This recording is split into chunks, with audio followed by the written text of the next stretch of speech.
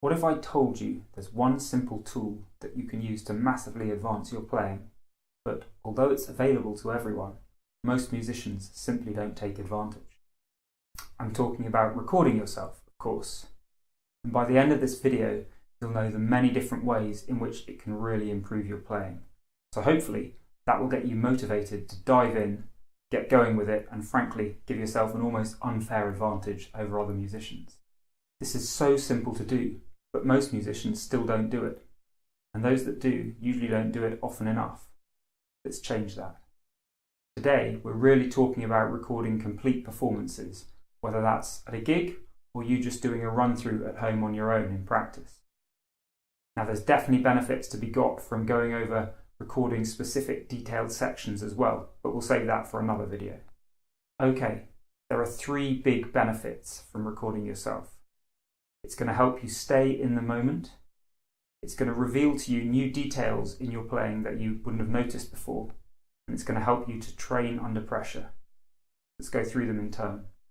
So recording yourself allows you to be in the moment while you're playing, fully in the moment, while still being able to get feedback on how you did later. It doesn't have to be a choice between being in the moment or learning from your performance. If you're recording yourself as you play, then you can do both.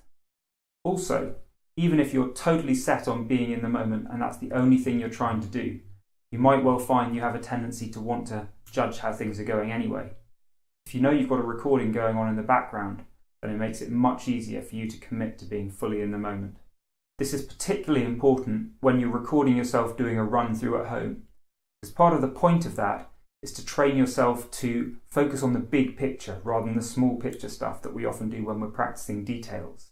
But when you're doing a run through as a rehearsal, it can be really tempting to just pick up on any mistakes or things you notice as they happen, because of course the whole point of a rehearsal is to improve for the performance. But again, having that recording going there means you can come back and look to that later and still work on that big picture aspect. Recording yourself is also great for picking up details and aspects of your playing that you wouldn't otherwise notice.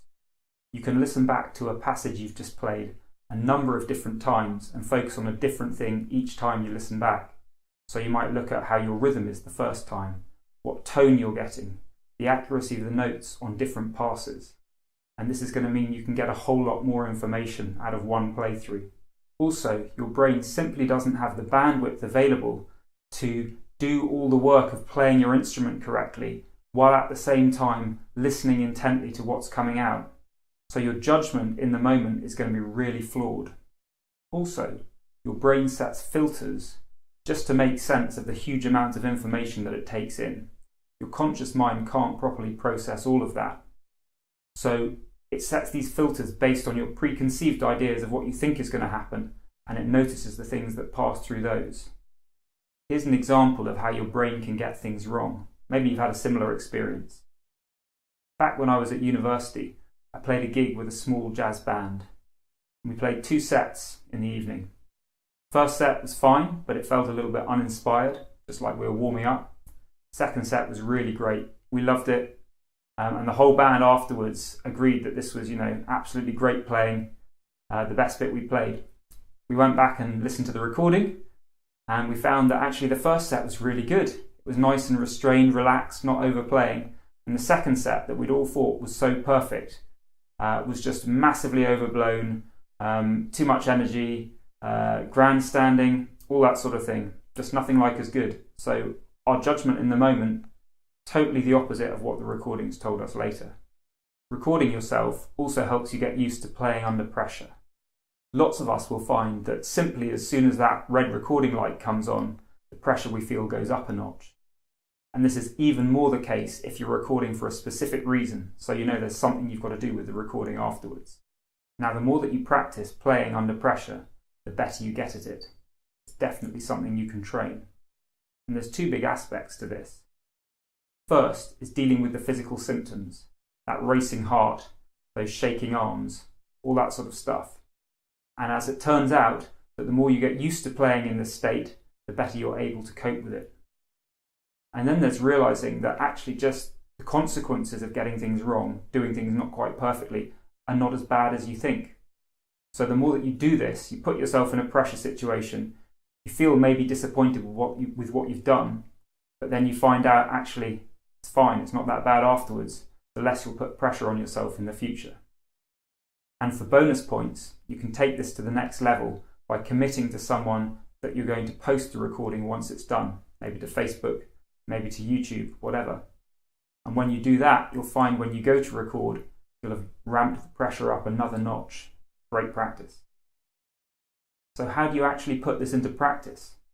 Well, there's no big secret. Just do it. I know that a lot of you out there will be thinking, hey, this makes a lot of sense. But then you'll be coming up with excuses like, but it's not really right for me. Or maybe now's not the right time. I'll do it later. Now, I've been there myself. I've made a lot of those excuses in the past. And they sound perfectly reasonable when you think about them at first. But if you look a little bit closer, then you'll soon find that they simply don't stack up. Here are a few that I often hear that simply don't cut it. Maybe you're a bit nervous about recording yourself because you're worried about the harsh truths about your playing it will reveal.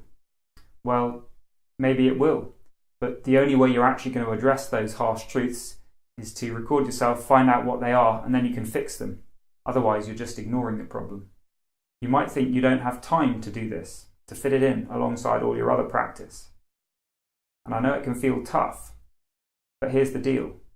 When you record yourself, you're giving yourself a way to improve much faster. So actually, if you want to make quick progress, you really need to bite the bullet, find time to do it, and then you'll reap the benefits. And then you might say, well, I haven't got the right equipment to record myself properly. And frankly, that's not a great excuse these days. It's really easy to get your hands on a phone to record video, something to record audio, anything. And remember, the purpose here is not to produce an amazing sounding recording. It's just to get something that you can work with, just enough detail so that you can learn something from it. And remember that when you play and listen to yourself at the same time, your judgment of how you're playing is really flawed. It really doesn't need to be a quality recording for you to do a lot better than that. If you've been letting any of those excuses stop you, then don't listen to them anymore. Get out there, make a habit of recording yourself, and you'll find that it will massively improve your playing. So that's it.